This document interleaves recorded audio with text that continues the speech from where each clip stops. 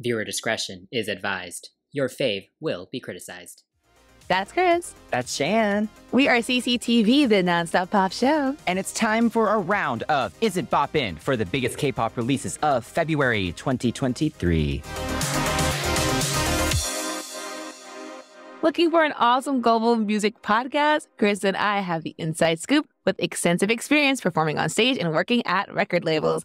We review and deep dive into your favorite artists' songs and careers, and also interview music heavy hitters, including artists, producers, choreographers, and everything in between. So come join us on Patreon at patreon.com/cctvpops and become part of our amazing crew, including Lisette, Lily, Emily, Kevin, and Juliet. Subscribe now, and let's explore the world of pop music together. Yes. And thanks to everyone for being awesome on Patreon and our socials, for voting in our polls. Your input helped us decide which 6 songs we're going to talk about in today's episode. It was a very, very close call between STAYC and Triple S, so I ended up having to run extra polls just to see the votes between the two. So yes, every vote counts, so make sure to join in, subscribe, leave a comment, follow us on all socials at CCTV Pops. We will put another poll up at the end of March, so keep an eye out. But today, we're discussing February. So let's get into it. Do we have bops or flops? Welcome to Is It Boppin'? Here we discuss the songs and discuss the production, lyrics, and videos, and everything in between. So let's find out. Do we have bops or flops? Up first, we have Boo Seoksoon, BSS from 17 with Fighting featuring Lee Youngji. And the song was done by Uzi, Bumzu, Hoshi, Dokyeom, Seungkwan, and Lee Youngji, and S-Coups. Members of 17 are definitely featured in this. And Park Ki-tae. So I'm going to let you kick us off. What do you think about Fighting? Yes. Well, first off, this subunit is made up of 3 of my favorite members of 17. So I was very excited. And it instantly reminded me, of course, of EXO, CBX.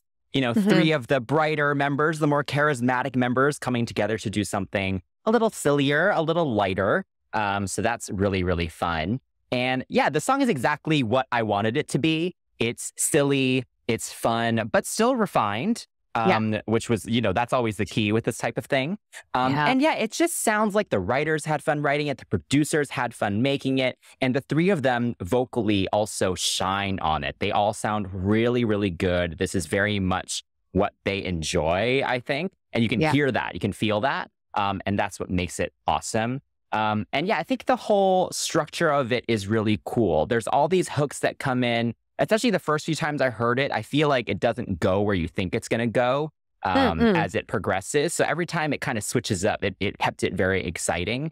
And yeah, you know, going back to what I was saying about it being kind of more refined, I like that it showed some restraint kind of across every aspect. I think the song could very easily have been very cheesy if it was a slightly higher key, if even the instrumentation was done with, you know, pianos and, you know, just something a little brighter. They made really smart choices to balance all of that. So it wasn't too cheesy. It's very bass heavy and it's relatively subtle for what it is. So I do really appreciate that. Yeah. So yeah, I'm a fan. What do you think of the song? So sonically, this is in line with their first release, Just Do It. I feel like Just Do It didn't really get a lot of love. Yeah, I like didn't even this know it one existed. I'm crying. Well, when I was, you know, carroting, like a real carrot back in the day, this came out and I was like, oh my God. So this is definitely like a more BSS song for sure. It's driven by rock, it's uplifting, but it is an upgrade. This song may have come across as like another 17 like reject or something that the group may have done like as like the, you know, OT13 or something if you really don't know the group. But like, unless you're listening to like a B-side from like their earlier albums, but even then, it wouldn't sound like this. I think this is really nice without sounding like a 17 song completely. I mean, it does sound like 17 because members wrote it. Like S-Coups, I can hear his rap flow and the way Uzi would kind of come in on a chorus. I hear that in the chorus section. I like the arrangement of the song. It's very catchy in a lot of sections. Like in the verse, there is the ame, ame, ame, and the aigu, aigu, aigu, like things like that are fun little earwormy parts. And they also illustrate the monotony of everyday life, like Americano. You always get a coffee like in the morning or something. And then the aigu is like a expression of like a sigh, essentially. So it's like, oh, the day, oh, again, oh my God, you know? So it's cute to have it. And it's even stylized as like I9. So it's really cute to see the lyrics being, I guess, performed and almost illustrated with the way the song is arranged. The song feels like an anthem for everyday worker, anyone that like, feels like their life is meaningless, like kind of in that very weird position of like, where's life going? I feel like a lot of people hit those points in their lives. And I think featuring Young Ji was a good idea. She fits with them personality-wise. She has her own variety show, and she's very much like the three of these guys, very goofy, kooky. And I think having her, as opposed to having S-Coops or another person from Rap Line as the rapper, made it a lot cooler. And also just added a new face and a new vocal to the whole existence of BSS, for sure. Yeah. Lee Young-ji is really, really cool. I don't know too much about her, but I want to point out, this isn't really much about her, but more about the other three. There's some really nice harmonies behind her verse, actually. And I wish they did those live, because it's like a whole 3-part harmony moment. But yeah, just wanted to highlight that for sure. The video, I feel like, is really in line with what they've done with Clap. The whole production, almost make it like a sitcom. So I like that they brought that big old set back. I feel like it been done in an actual like cafe and other things like that. It would have cost more money. And maybe a little bit cheaper, actually. Maybe a little bit cheaper. I think but cheaper. it wouldn't have felt so as cheesy as the song points itself out to be. I mean, the guys have said like, this is not a song that's meant for anything serious, but it's meant to cheer you up. And when you're having a bad time, you don't know what's going on in your life and you're unhappy, come through and sing the song.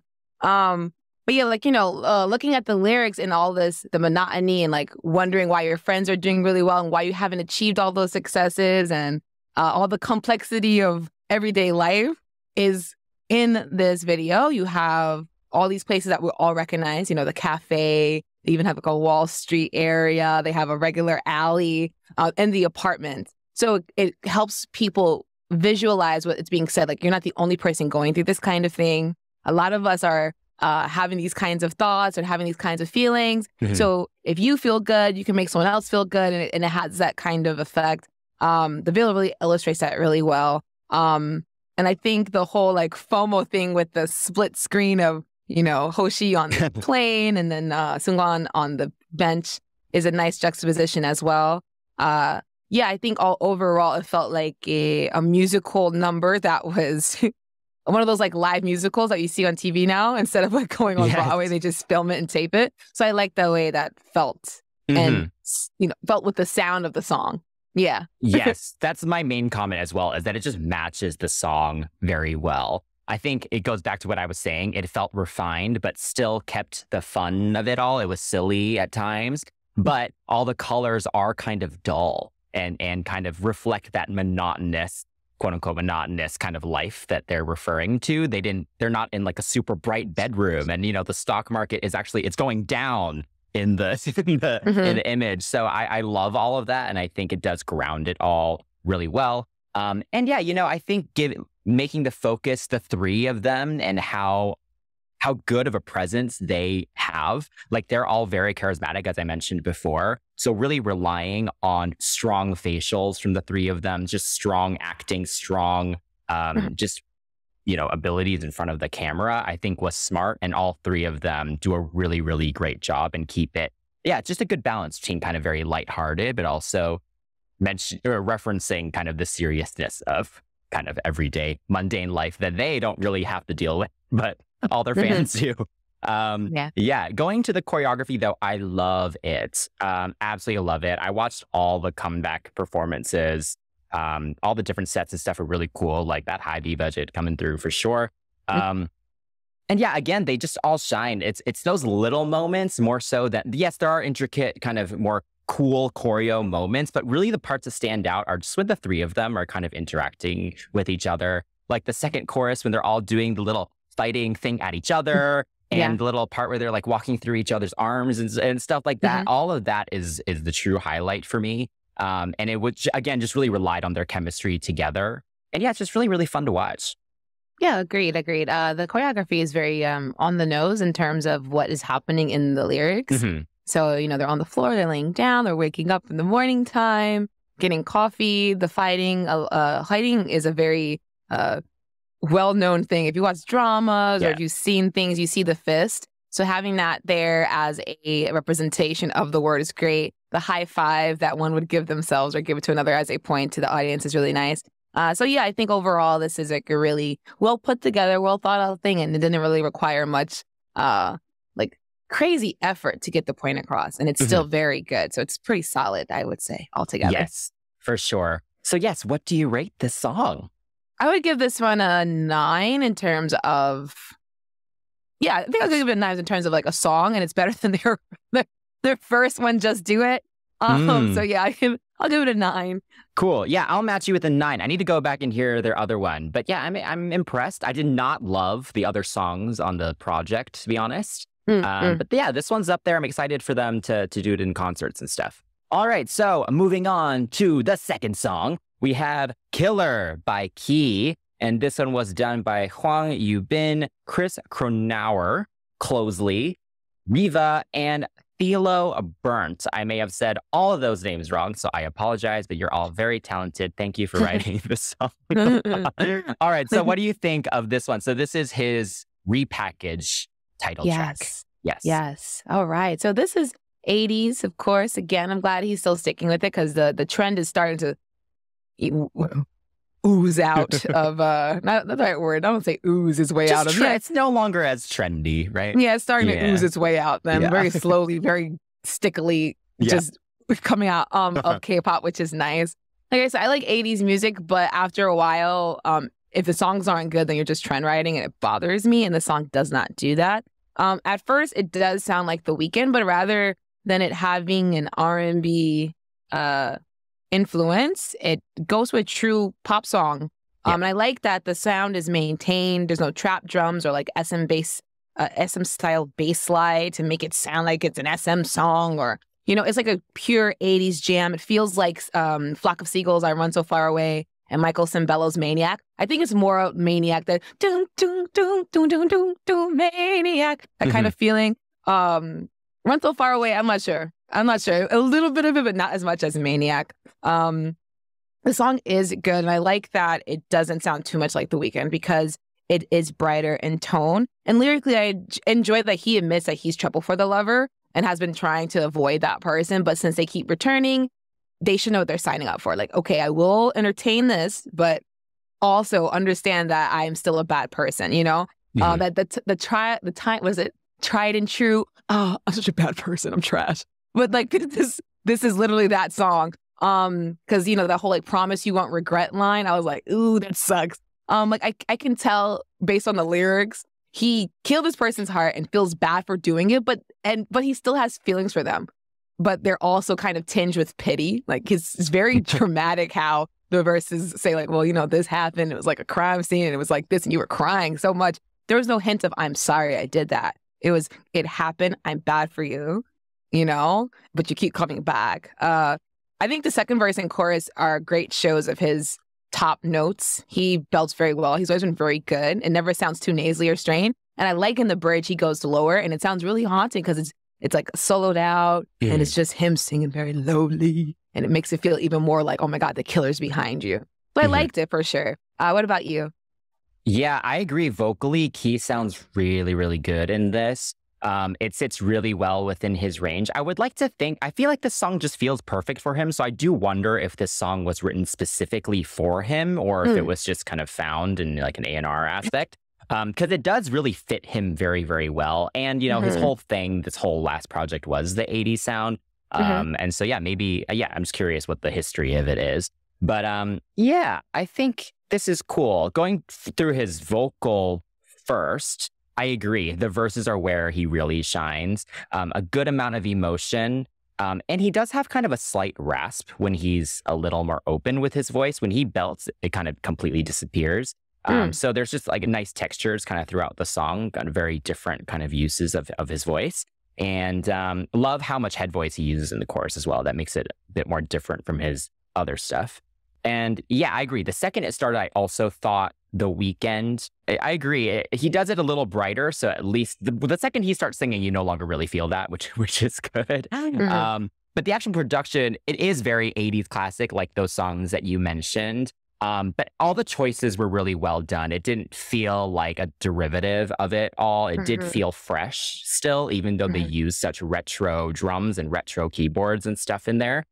Also, I think it has a really nice build that's actually very subtle. You won't really notice it if you're listening kind of while you're doing other things. But if you're really listening to it, that final chorus is a lot more intense than the other one. Some of it's done purely just by some things being made louder than others. And then there are just kind of little subtle things that they added to it. So I really enjoyed that and just some interesting smart choices that were done there. Yeah. So yeah, what do you think of the video? It's very similar to Bad Love. It has a lot of reds and yellows, things like that. I think Bad Love in terms of encapsulating maybe like disco imagery is, because that was like the 70s, right? So the whole thing was like kind of disco-y and, you know, but it still had that red and yellow to kind of represent that bad love, the kind of, you know, nostalgic look with the yellows. And I think the glamour shots are still there. It illustrates the meaning of the lyrics without so many ambiguous shots. So you don't have to sit there and comb through trying to figure out what the heck is happening. The burning car in the beginning reminds me of The Hills and a lot of other Michael Jackson Weeknd videos, which isn't a bad thing. I mean, it's just, it happens. Like, it's not like, oh, he invented the wheel. Minho has a car in his video too, right? But, you know, seeing Key as the possible cause of this burning vehicle is actually pretty cool, I think. The motorcycle scene and the motorcycle look that he has actually, it's like in the beginning, he's there. It's almost mysterious. You don't know why he's there. You don't know what happened to the other person. And then he speeds away, almost like a hit and run, which is how a lot of relationships and how this song sounded like it went. The fact that he raced off to the tunnel where he danced. I mean, I feel like every freaking K-pop idol has gone to this damn tunnel. Yeah. Jamarama, Itzy, Dala Dala, you know, and this is Killa Killa. I guess I'm joking, but it's just one of those things where I'm like, oh, okay, this is a nice tunnel. It's a great tunnel to use. And I think dance-wise, like there's a lot to stand out, and I feel like you're going to just get into that a little bit more. But I love the killer with the hand crawling up the arm. It's so good. I love the little slide up the arm. It looks very creepy. And it ties in with the rest of the very poetically eerie and kind of creepy, not creepy, horror-like lyrics. So yeah, I'll let you let us know how you feel about the video as well, because, you know, I can go on. Yeah, you know, the video, it's pretty simple. Really relies on the performance scenes, which is not a bad thing at all. And yeah, I enjoy the different scenes. Yes, that highway, the second I saw it, that highway tunnel thing, I was like, oh my gosh, it's there again. And we've said before, I mean, you know, Korea is not that big of a country, so there's only so many places they can go, right? They're not building a set. But I actually really loved the scene with the red cloths. The second verse cloth, right? Yeah, the red with cloth the chandelier is hanging down. Yeah, I thought all of that was really, really cool. And I enjoyed all the flashing and stuff that they were using, both in the tunnel and on the stage scenes and everything. I thought it was very simple, but very, very effective. So yeah, the choreo though. Yeah, what did you think of the rest of the choreo? Oh, all of it's really good. I mean, he's a great dancer. I've always liked his dancing. He's always been really good. Even like in the earlier days, he would always stand out to me. He was, like I said, in our Pop 101 of SHINee, which you guys should definitely go check out. I used to oscillate between him and Jonghyun in terms of like bias. I like Jonghyun's voice, but I loved Key's dancing.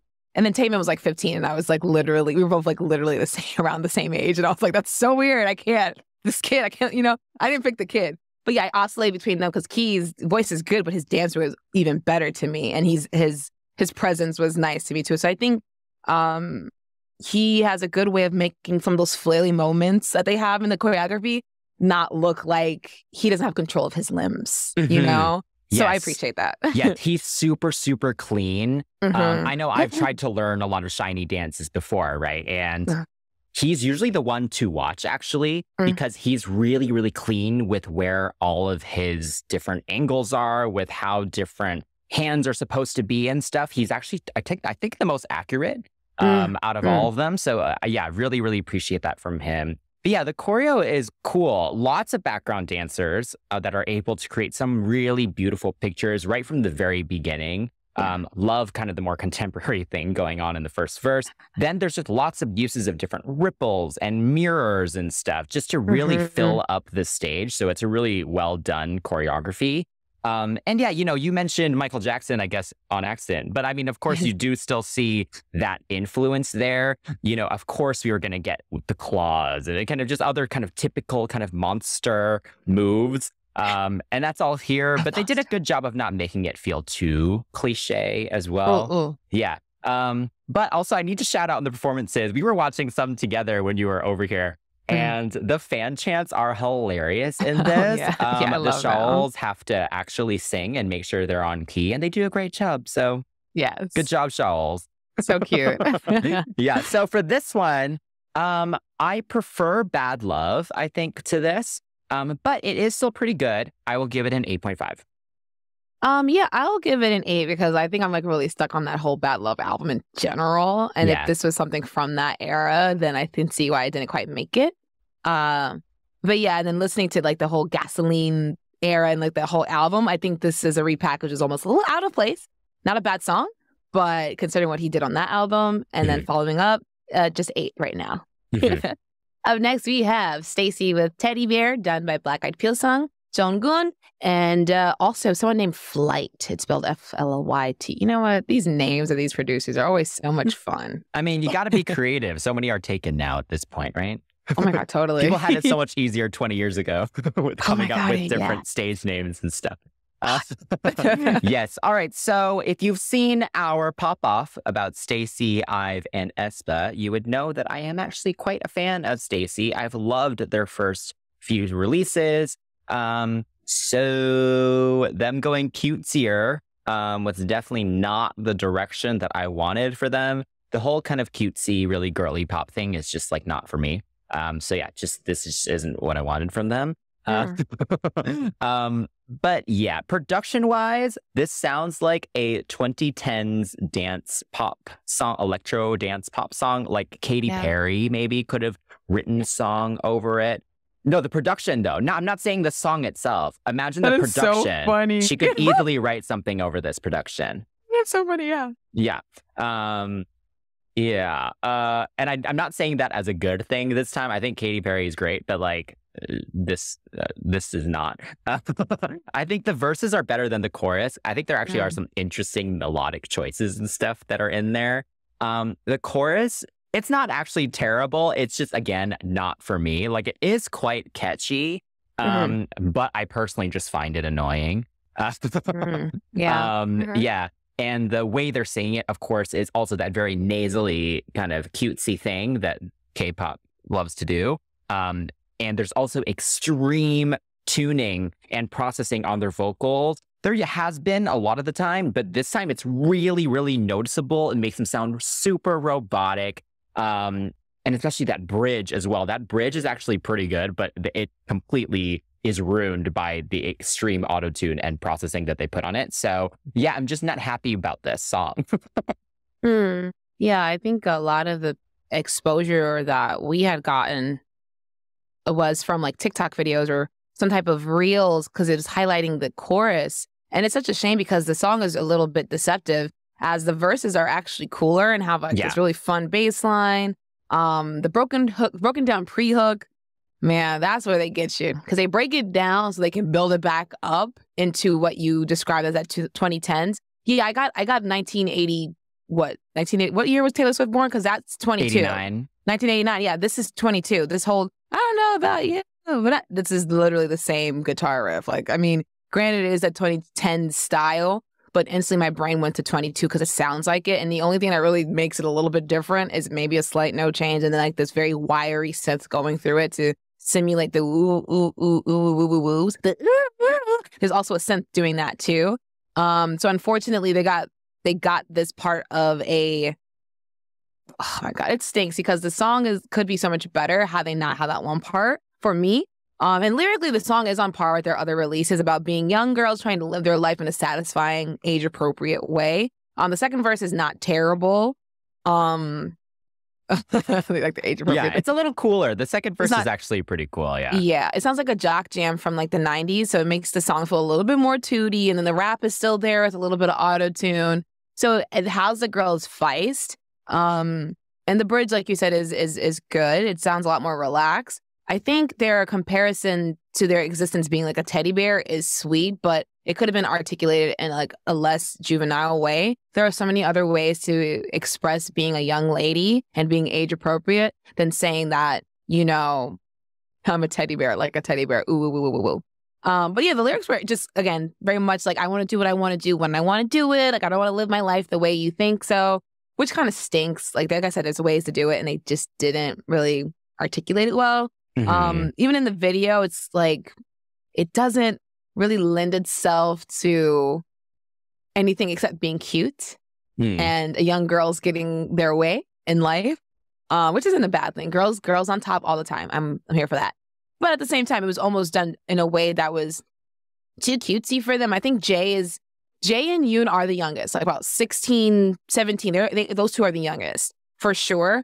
But I'm not thinking, you know, anime characters and things like that when I look at their video. What did you think about their whole aesthetic for the song? Yeah, I mean, yeah, I think some of them do the cutesy thing a little more convincingly or genuinely than others, for sure. Some of the acting is a little questionable in this. It's a little over the top, but maybe that's what the director wanted them to do. I don't really know.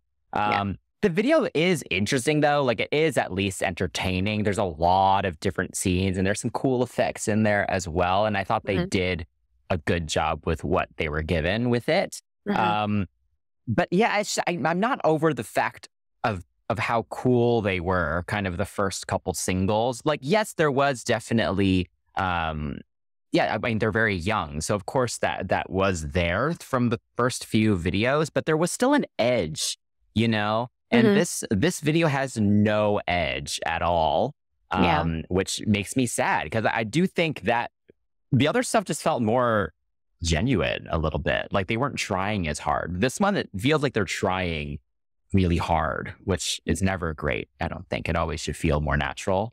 But yeah, what do you think of the video and also the choreography?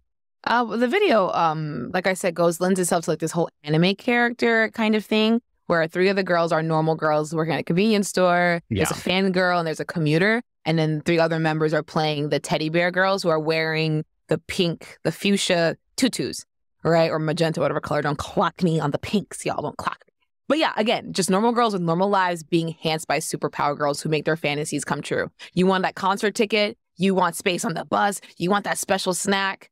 Boom, there it is in your hand, and the teddy bear girls will come and get it for you, make it happen. And at the end of toward the end of the video, the 3 ordinary girls become the teddy bear girls as well once they do that ritual. It felt very black magic-y little mix in that section. I thought that was really cute.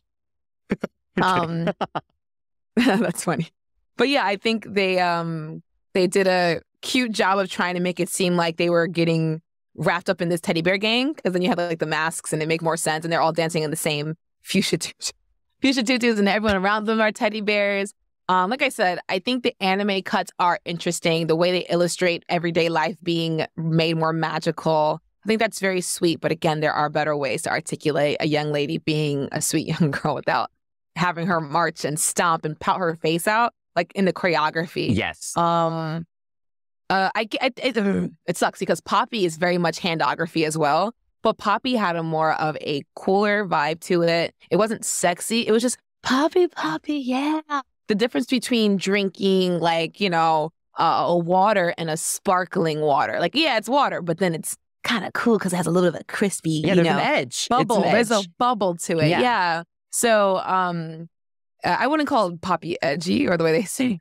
No, but compared to what you know, this it's more cool, least, for sure. There's some interesting thing to it. Yeah. Yeah. I was just saying, it was just so funny because I was just thinking about this song and how they took that and was thinking, oh yeah, we should make this for the Korean market and made it teddy bear.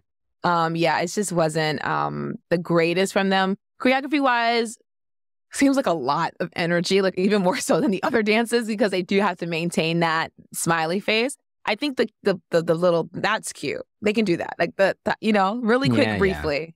But yeah, I mean, hopefully after this, they can kind of get themselves together. Sorry. Yeah, I mean, I think I hate like all the fist pumping and like them playing patty cake and stuff. Like it's all, they're not in primary school. You know what I mean? Like they're older in high school, like, or going into college, you know, like it doesn't need to go that young, I don't think. And yes, the little bear ear thing, fine. I'll take it. Like it feels a little obvious, but it's really the marching that you mentioned. The marching into the forced pursed lips for that synthy ooh. I hate that. I hate that so much. It's so annoying. I'm uncomfortable watching it. Again, and some of them feel more convincing doing it than others. I think overall in the choreography, there are some nice pictures in it, like in the bridge and stuff. And the marching is at least memorable. So as a hook or point dance, as we call it, fine, I'll take it. But it just feels like it's going in the wrong direction compared to all their other music. But it's very interesting because it did not do well in the Korean charts when it first got released, but these few weeks into it, it's starting to climb. So it'll be very interesting to see, how the audience changes based on this and how their sound now progresses. Because if this becomes a huge hit and ends up being bigger than, you know, the So Bad and the stereotypes and stuff, I'm a little unhappy about that. The uncle fans are coming out and it's making me worried. Yeah, I don't like that. I mean, I like cute concepts, but overall, in terms of their discography and what they've done before, even with the Young Love album, they had cute songs on it, and it wasn't like this. No. So yeah, I'm going to give this one a 7. I will go with a 6. So this is a flop. Sorry, guys. Yeah. All right. So let's move on to Purple Kiss with Sweet Juice. And this one was done by Dr. Joe, Yuki, and Nago-eun from Purple Kiss, Alina Smith, and Eli Moore. Ellie Moore, yes. And also Elsa Karan. I'm totally saying that wrong. I'm sorry. Anyway, Purple Kiss. So I'm actually a fan of Purple Kiss. They've been pretty good with their releases so far. But it's interesting because, because there's so many girl groups out right now, I think they've gotten a little lost in the grand scheme of things. So I'm very excited that with each release, they seem to be getting a little bigger and getting more noticed each time. So that's been fun to watch. But yeah, you start us off. What do you think of A Sweet Juice? Yeah, I agree. I think with Purple Kiss, I think they almost kind of messed up with MEM. Like, I liked the song, but they were trend following. They were chasing the trend. And they have vocals, I wouldn't say that they don't fit it. They made all of the changes feel very like, ooh, weird and fun. But that's just not what we came to know them doing. They did like pop rock. They did a bunch of other things that Dreamcatcher groups like Pixie were doing. So for me, I paid attention to them because they had like that dark fairy concept or that dark fantastical concept. And with this song, it went right back to what they kind of started doing. And it allowed vocalists in their group to really shine. And with the production, it was stated by Alina Smith, the producer of the song, that a lot of the drum patterns, the drum patterns of Buttons by Pussycat Dolls, the toxic gliding strings with Britney Spears, and the orchestral opener of Push Your Love was the influences for a lot of the pieces of the song. Love all three of those. Yeah, exactly. So she, as a songwriter for how many years, she wrote Mafia in the Morning. She's written a lot of other songs too, but this song was actually Ellie's song. But then Ellie got signed, and so they kind of was like, "Hey, put this back in the shuffle, the shopping out catalog, I guess." And somebody picked this out. So the song was already good like this. So whatever kind of flourishes and awesome things that they may have added may have come from Dr. Joe, and such, or maybe they all just worked on it at the same time, and then gave it to not Sugar Kiss, Purple Kiss, and then the song came fully fleshed out. I don't know the full story, but you can definitely hear Alina's kind of style in here as a frequent watcher for live streams. Trying to get her on the show would be great. But yeah, this group is full of a lot of interesting tones. You have Swan, who sings in that singer-songwriter cursive, right? That cursive singing. Swan does that, but she has a good voice and has a nice vibrato. And Go-eun with the she can actually hit these notes as opposed to getting them pitched up or like melodyne. So it doesn't sound super tenny or robotic. So she naturally can go up there. which is nice. They feel like a more pop-focused Mamamoo as they are the senior group to Purple Kiss, which is nice. That means when they auditioned, the group was like, we need you to be a good singer. And each of the girls in this group, I can't really say I was like, oh my God, girl, this is why you're a sub-vocal. I don't feel that way with this group, which is nice. And I like the lyrics too. They're very enticing about, apparently the song was called Sweet Tooth originally. So it's about, oh yeah, you might get cavities, you have too much candy. And the song definitely does that. It's alluring. And I think my favorite part is because the song is so like standard structure in terms of verse, chorus, that last chorus switches the words from pop it to thirsty, thirsty, heaven to have fun. So it's more playful than trying to just bait someone. It has more of like a playful kind of sound. And it also keeps someone engaged by adding something unpredictable without changing the production and breaking the melody. And that's it. I'm off my soapbox. How do you feel about this song completely production-wise? I mean, I love that you gave those 3 references because you can totally hear it. But this song doesn't feel like any of those 3 at the same time. So they did a really, really good job with that. Because, I think the beat is really interesting because it's like, it does have that kind of weird, it's a little weird. Like, Buttons is such like a, I don't even know what to call that influence. It's not Arabian, but like, I don't know. That's the beat pattern. I think she kind of... Yeah, but there's other, and then there's other percussion in there too. There's little like plops and like little like other things going on. So just really, really cool. And I think it's awesome that the whole song is very understated. I love that K-pop, it's letting itself explore kind of more subtlety. Because at one point it was just a lot of just like really... not loud, but it was just all very like in your face. And I like that there are now a lot of songs coming out that are not so much that. And this song's a great example. The whole thing is sung very, very delicately. They all went in with great vocal production, which is what we would want, I guess, from the company that made Mamamoo as well. They all sound kind of mysterious. It's all very kind of breathy. Even the rap parts are all very understated. Like, it's not like the rap suddenly comes in. It's like, like it isn't like that, which is great. And so I really, really appreciate that. Also, shout out to the outro. I love a good outro where it's like kind of completely different from the rest of the song. In this case, it just rounds it out really nicely with a really satisfying end. It's not really a climax. It kind of like brings you back down and ends very nicely and very effectively. So I really appreciate that. And as I've continued to listen to it, it's grown on me. I think the first time I heard it, I was like, okay, like this is cool. The video, what do you think of the video? Oh, I like the hotel thing because they, again, like I mentioned, like they're like Pixie, where they have like this dark fantasy concept. And I mean, what's more fantastical than a haunted motel? Yeah, The Shining. So much fun. It's really fun to have that kind of haunted thing because even in their teaser and their pre-release, like the pre-release video for it, they were the bellhops in the video with all that knee dancing. Oh my God. But it sets it up really nicely because they almost come across as like the visitors as well as the people manipulating, almost like the American Horror Story, like the hotel is what it kind of felt like at points. Because I'm like, you guys are the problem, but you're also like, the cause and the cure kind of thing. Each member kind of plays their own role or being haunted by themselves. I think what really stood out to me though, just overall, was the the phone call. She goes, "You want some sweet juice?" She goes, "Yeah." And homegirl goes, "Run." I'm like, no, she wants the smoke. Like, don't tell her to run. But it goes goes hand in hand with the lyrics about the running. And I will say, choreography wise, the sweet juice thing with the hand. I know I'm like jumping ahead of myself. The hand with the phone, I don't really care for, but then there's a lot of like phones and like the phone call and in the video. I like the smoke fog machine tree scene with them dancing in their dresses because they look like little pixie fairies. So again, it keeps that classical dressed element, but also keeps it kind of creepy with the black leather or the gloves, and then the very operatic looking, I guess, like pieces like the pearls and like I said, the gloves, or maybe some of the boots and the hairstyles.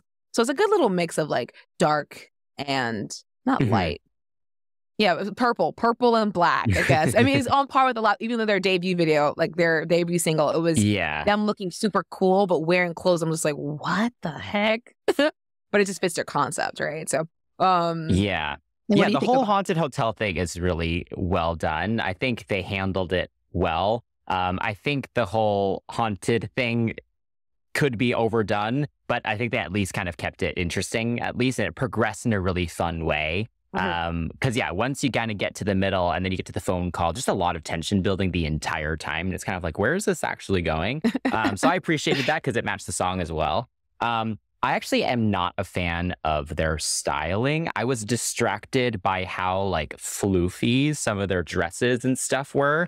Because it felt like it kind of got in the way of the choreography a little bit, because this choreo is very pretty, but it's also very, again, like delicate and kind of, and quite intricate, actually. It's a lot of little hands and kind of little things going on. And so when you're wearing these like big poofy things with a lot of frills and stuff all over it, it just kind of takes away from that, in my opinion. So yeah, I don't love that. And just, there's something very like, not dated, but I don't know. It doesn't feel relevant for the time it fits right the now. Concept of the song, but like even their first video, they had like a lot of like bouncing pieces and stuff. And I'm like, they were dancing in heels that were like block heels, and I'm like, they're going to trip and die. Like I feel that way too with the costume, but I think it's just because of the concept. Interesting. Yeah. Like I think they could be like, the song is cooler than those costumes are, and so it kind of takes away from it when you watch them perform it. Personally, in my opinion. And I'm also not actually a huge fan of this choreography. I like that they start on the floor and end on the floor. There are some really nice pictures in there. But yeah, like the little hook dance with the elbow hit, and like it's like a lot of like head nods, and I don't know. It's like, it's okay. There's nothing about the performance that makes me want to watch a dance practice or anything. Just nothing really stands out. It doesn't add to the song for me. Like my liking of the song came from me listening to it more so than watching them perform it, which is never what you really want, I don't think. So yeah, I think there's more that could have been done there. So yeah. Oh yeah, I mean, considering the pre-release, a little intro into this, the choreography is way better. I will say that I do like them. I do like them on the floor and doing the arm tutting thing. The tutting at the end is nice. There, like you said, there's some intricate moves. Like there's the drums that they have in the chorus that they hit. But my favorite part, I think, bringing it back to the end and just kind of closing up this section of our review, is they connect their fingers in their symbol, their logo for Purple Kiss. Yeah. So they loop that. So I think that's super cute. And I mean, I'm not sure what the fandom name is yet. I'm not quite sure yet. But yeah, I do enjoy this group for sure. And I think they are definitely going in the right direction. Yes, that's for sure. There's a lot of potential there. I think I didn't even respond to you about the vocals. The vocals are awesome in this group. I agree. There's no duds here. Really, really great tones all throughout. Each time a new person sings, I'm like, ooh, that's an interesting voice, you know? Very excited about them. I think there's so much potential there. I hope that they're able to stand out amongst kind of all these girl groups that are coming out that are all very good. So yeah, I'll definitely keep an eye on them for sure. For this one though, I guess, is it your turn to go first? What would you rate this one? Or is it me? I forget. Oh, it's you actually. Yeah. Okay, yeah, me. Okay, so for this one, I like it, but I prefer some of their other title tracks. I will go with an 8. How about you? Oh yeah, I think an 8 is befitting. I like their other songs as well. Up next, we have The BOYZ with Roar, written by Kenzie, Deez, Yinsu, and Say. All right. This one was fun to listen to at your house because we both sat there, and within 10 seconds, I was like, love shot. You were like, yeah. Yeah, we were together for the premiere, which was fun. And we're both huge fans of The BOYZ. If you haven't heard our The BOYZ 101, you should definitely go check that out because, yeah, we're quite excited about The BOYZ. I think. Yeah, I was sitting on the couch losing my dang mind, trying to be cool. I was like, oh, don't freak out, don't freak out. But yeah, I think when we first saw, we both were like, love shot. Yeah. And you know what? That's what happened with Kenzie. I don't know if it's a good or a bad thing, because for me, even back when we did even before we did like our Pop 101, I've always been like, a lot of their songs sound like EXO songs, and I will never feel bad for them doing it because they're not untalented. Yeah. They actually have good vocalists in their group, and they're a pretty solid group when they first came out and did their own kind of concept, and when they adopted like things like the Chaser and that kind of vibe. they got a little too much with the NCT sound, with like whisper and things like that. But a lot of their Weverse songs lends itself to songs like this one, like Roar. So I like the eerie whistle at the top of the song. Like if you listen to the album, it actually has, or even like the performances, they have like a little bit of Beyonce Renaissance moment where the end of the Awake song whistles and whistles into this one. Yeah. So yeah, I liked that. So the whistle's very eerie. It's like a calling card, not calling. It's like calling for someone. You know, I can't do the wolf. I can't do the white whistle. I'm trying to do with the finger. Yeah. Like the wolf whistle. That's what it's called in the subtitles. But yeah, the do do do do do do do do do. I think that kind of thing is what made me think Love Shot, and it kind of sucks because you have something that's already been introduced as part of your post hook. It makes it a little bit tough to detach from it, especially when you've already done it before. I do like that there's a nice bounce in the verse that picks up with this intricate drum pattern, and then you get the chorus, and it's heavy and full of a lot of brass. The chorus and the second verse get really like bombastic because I guess of the rapping and whatnot. But it's not crazy, especially when that bridge comes in. It is bombastic, but it's not like jarring where I'm like, oh my God, where are we going? Like it fits in with the theme, and it also fits in with the boys because, you know, when they do dark, they do dark. When they do bright, they do bright. So it's like it kind of goes right in. I think it's interesting to see that Sarah on this because certain vocal things or like the way the phrasing is, Say does things like this. She's very jazzy, very influenced by R&B. She's very breathy, and sometimes her cadence and songs are like they're so like original. I don't think she put too much of herself in this, but I could hear certain kind of like breathiness that she would do or like the ad libs. I'm like, ooh. And I was just listening to her last night, so I was like, oh yeah, I can totally hear some of it now and the sexiness. I think Sangwoo, singing in this breathy tone sets the pace really nicely. I think Younghoon singing the bridge was interesting because he's not a bad vocalist, but he's not the strongest one either. So having someone who is a little bit more delicate in tone for like that bridge made it feel more stripped down. So when it did crescendo with Sangyeon and New harmonizing in that, which is very EXO of them to do also. Totally. So again, you get that explosion of the dance break, and it's like, wow. And then it's still going at the end of the chorus. So again, like everyone in this group had a part to sing and come in. And I think just it flowed really nicely. There was no abrupt like beat changes to bring the Raptors in. Like, you know, things like that we're starting to appreciate now. Yes. Yeah, I am a fan of the song. Yeah, I don't think the Love Shot comparison is a bad thing. Like at the end of the day, that song came out a while ago now. Like 5 years, Yeah, and EXO is the older generation. Like the fan base overall is very different, I think. So them kind of doing a part 2, I don't think is a bad thing. And it is different enough melodically and stuff that it's not a complete derivative. It's just a very clear reference, I think.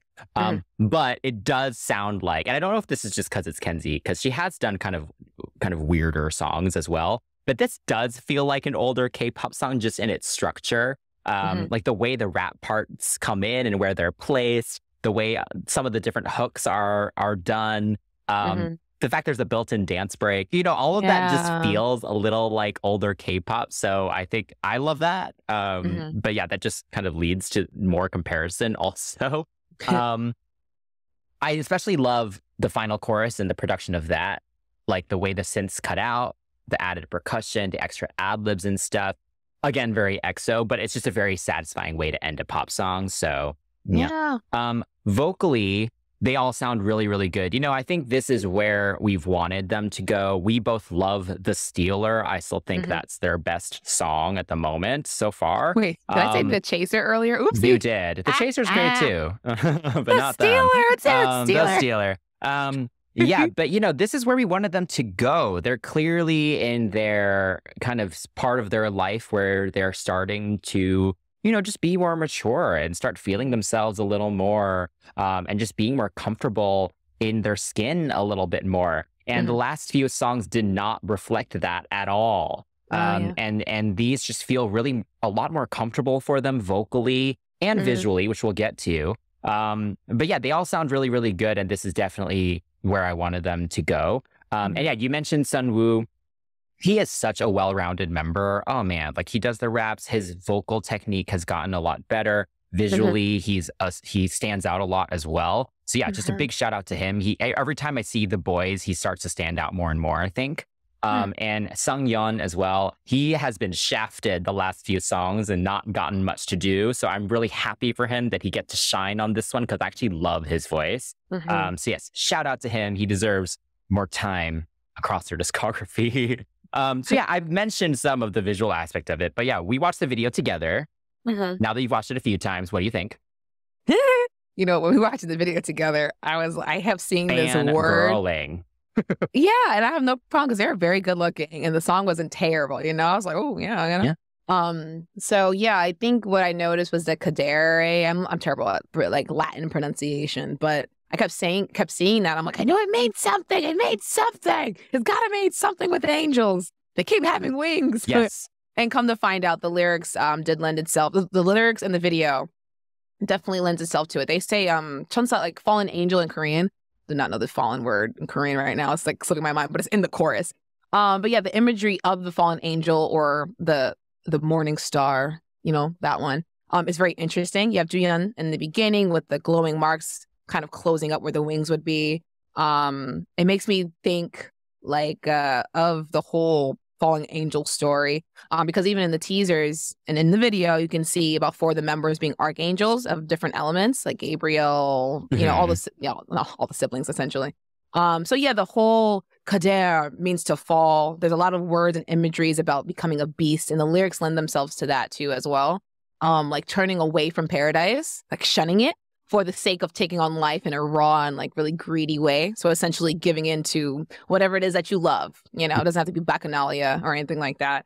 I think what made me realize that they were kind of getting in their bad boy bag was when I saw the Air Force gradients going down. Remember I was sitting next to you and I was like, yes, y'all the Black Air Force. I literally say Black Air Forces because that's like Black Air Force energy is like such a meme now, like in like the Black community and like now on the internet. It's just funny. If you were Black Air Forces, like you fear trouble. Like, that's just a joke. But yeah, I saw that and I was like, oh, that's an interesting way to illustrate that. I will say that I really enjoyed that dance break scene because it looks like it was like an animated version of the like a fallen angel, and all the colors are like really in your face. It's so dark and sinister looking. And I love that the sign that they're dancing in front of for some of the scenes is covered up toward the end. It gets uncovered. It's absolutely red. There's things on the floor. There's rain. So it looks like the gates of the underworld have been revealed. I thought that was great. I think whoever did this video did a really good job. They say it in the video who did it. But there's a lot of references to the Bible and Paradise Lost kind of things in this video. But they don't do it in such a way where it's like blasphemous, in my opinion. Like they're in a mattress store with flying feathers, right? Yeah. You could tell like the feathers are falling. You don't know what that is. They're kind of dancing. They're using filters to make the little devil horns. Nothing that's explicitly like, yes, like you know, like yes. Luckily, it's not too cheesy. I do think the literal like animal references, like them like turning beastly, was a little cheesy, like with the vampire fangs and stuff. I was like, okay, I don't think we needed that because that was borderline cheesy. But the rest of it, though, I agree. I love the scene in the mattress store. First off, the way they did the leveling and stuff was really cool. Yeah. But yeah, it just made it all a little more mature, which is great. And then that last scene, like clearly they were like in hell or whatever, but it wasn't so obvious, you know, and like I liked the rain and stuff. Like, yeah, I thought overall they did a really, really, really good job. They look really, really good in this video. They seem very, very confident. And yeah, back to kind of just like what I was saying before, that this is kind of where they want to be, just kind of in their current life stage. Choreography wise, I mean, they rarely disappoint. Even when we talked about like Thrill Ride and stuff, we were like, I mean, the choreo is still good, you know, even if we don't like the songs and stuff. And so I don't like the song. But you know, I still thought the choreo was good. So yeah, this one is right there. You know, going back to the Love Shot reference, this again feels like Love Shot with the way the point choreo is, with the, you know, kind of the steps and stuff. It's not as sexy as Love Shot is, or I guess it's still sexy, but it's not as like explicitly sexy. Like that one, Love Shot is clearly like, we're going to be sexy right now. This one's a little bit more layered than that. They're not as big with the body rolls and stuff as they are, as EXO is with Love Shot. But yeah, I agree that I really like that everything is quite subtle for the most part. But watching them all do it, because I went kind of down the hole and was watching kind of all the different performances and the studio tune version and everything like that. Some of them are definitely better at doing kind of the more subtle kind of body roll thing than others. But as a group, I think they pull it off well. And yeah, I would love to learn this. This is just a great example of boy band choreo. I agree. Yeah. I agree. I think like highlight moments real quick are like the bridge moment where the boys kind of become like the walls. The contemporary moment. Yeah, the little Sistine Chapel where they kind of grab Young-hoon. Eric grabs Young-hoon. I thought that felt like, again, it felt like an image on the Sistine Chapel coming to life. Very interesting to see that. The kick canon in like the first verse was really cool where it goes in Jacob's part. In Jacob's part. Hyun and Eric's duet with the spin to his knees. I was like, oh my God, Jesus, have mercy. But, he lands it every time. There's a way to fall to your knees without hurting yourself for sure. Yes. But yeah, that part is because it's quick and he has to jump right down into it and then like chest pop. It's a lot. And then the last chorus with Q. Oh my God. Woo! That's it. That's all I'll say about that. They're great. Yeah. I can't look at them like that. They feel too young for me. But yes. I like this one. I will give this one, I'll give it an 8.5. How about you? Yeah. For me, it's a little bit better than Maverick. Oh gosh, yes. Dang, the choreography is great for that song. I won't go to hold you. It is. Oh no, yeah, it is. That's the only thing I kind of saved it for me a little bit. Okay, so this one I will give. I think I'll give it an 8.5 too. All right, so we're on to our last song for today's episode. We're talking about Minhyun's Hidden Side. And this one was done by Lee Jin, Hee Young Jung of Jam Factory, and Ryan June, Matthias Nilsson, Gayleen Tenhafe, and Wilhelmine May. Yes. Interesting names. We haven't heard a lot of these names. We've heard of some of them. So yeah, nice to see some new collaborators, clearly from Europe, as we love. Yes, so we have another New East member debuting properly as a solo act. He is under High B as well, so he's got that budget and that team going for them. So yeah, what do you think of Minhyun's solo debut? Oh yeah, so this song production sounds a little familiar, and I can't quite place it, so it's a little annoying for me. Oh my gosh, wait, I totally thought the same thing because it feels like something Western. Yeah, I'm thinking something Western, and also from like the late 2000s, maybe. There's something, I don't remember, but something. But it's more melodically. I think there's something melodically that makes it feel very nostalgic. But yeah, if anyone has any ideas, let us know. I'm crying. If anyone has anyone, but it's true. Yeah, even when the way the production, I was just like, dang it. Usually I'm pretty good. I figured out at least like something, but this was bad. But yeah, like we were saying about the chorus or like the melody. I like the chorus kind of going high and then going back down. And then I like with the production how in the second verse, things kind of fall away, but the drums that already existed throughout the song already are the only thing that are there to make it sound cool. As opposed to changing the whole production, they just took things away. It made it sound a little bit more not hollow, but just minimalistic, if you will. Piano breakdown at the end is really dramatic, and it built nice tension. It was fun.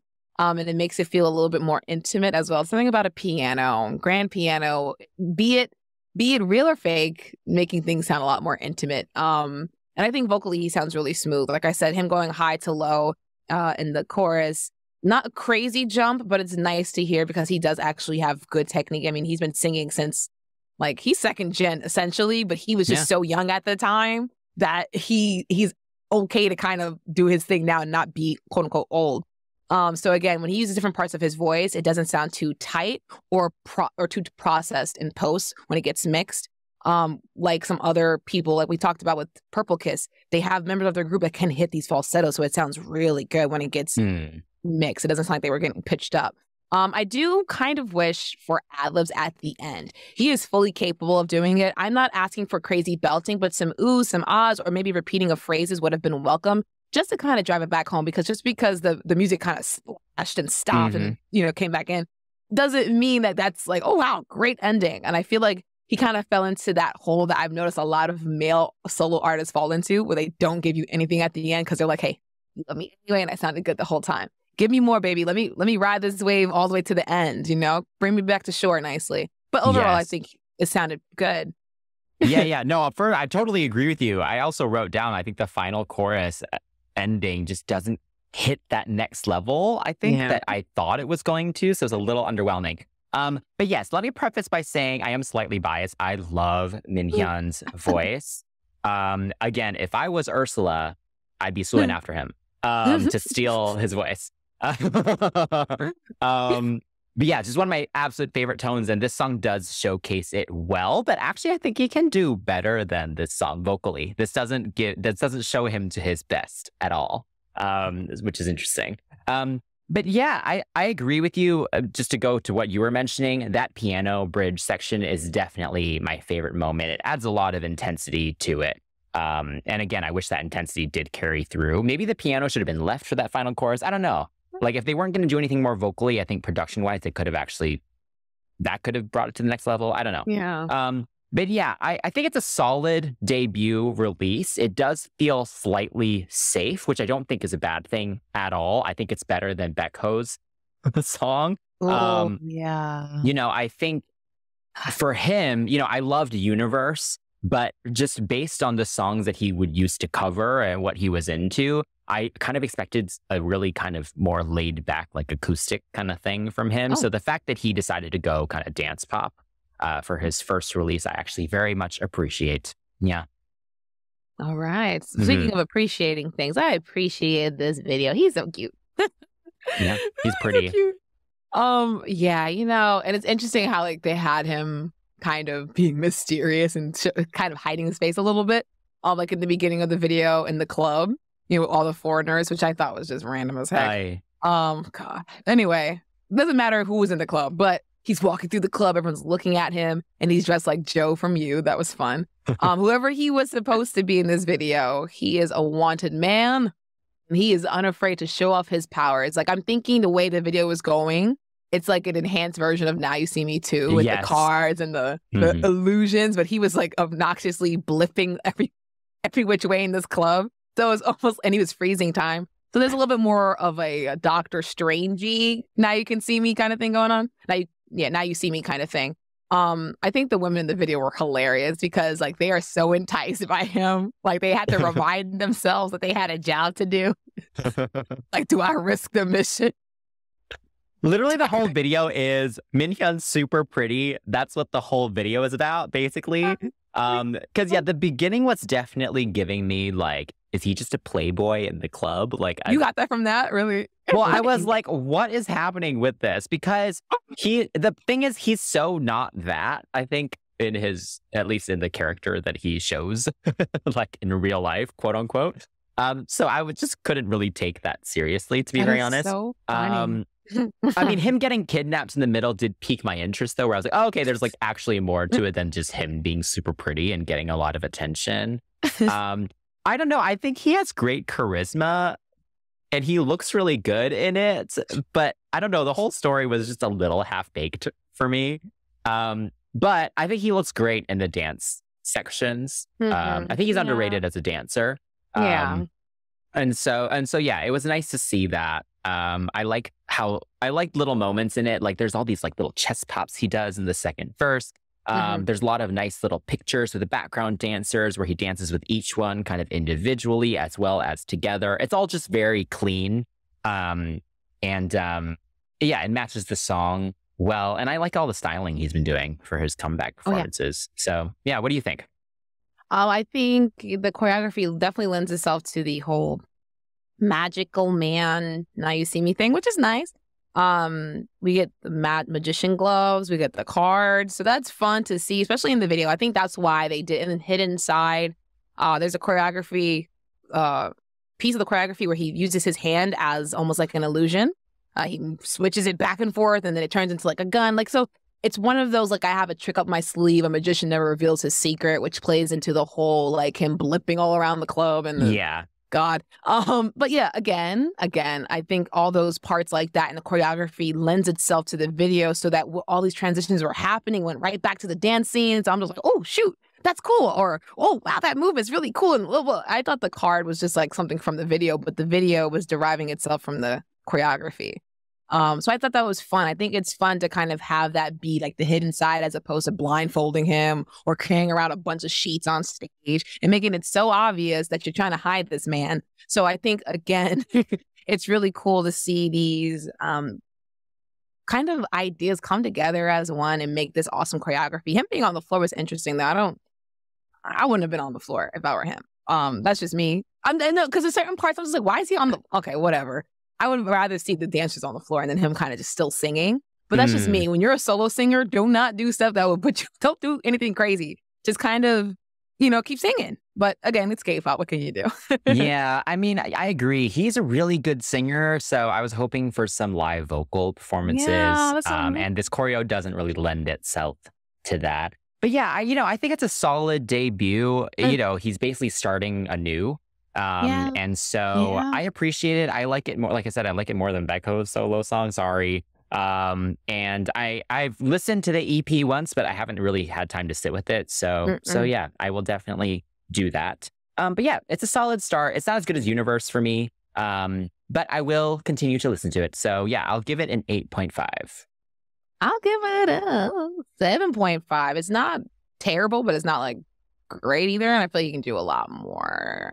Yeah, he has more pull, I think, than he gives off, especially with High B. Give me some more, baby. Yes.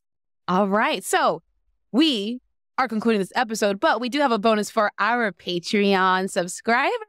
We're going to review some extra songs. But if you made it to the end of the video, let us know what you think of these songs and let us know which upcoming K-pop releases you'd like to see featured next month. You can also join our crew on Patreon to hang out with us, and please comment below or join us at CCTV Pops on all social media. Don't forget to like, subscribe, and turn on those notifications for our YouTube channel. And if you're enjoying the show on a podcast platform, please give us a follow, rating, and review. Until next time, that's Chris. That's Shan. And we're signing off from CCTV, the Nonstop Pop Show.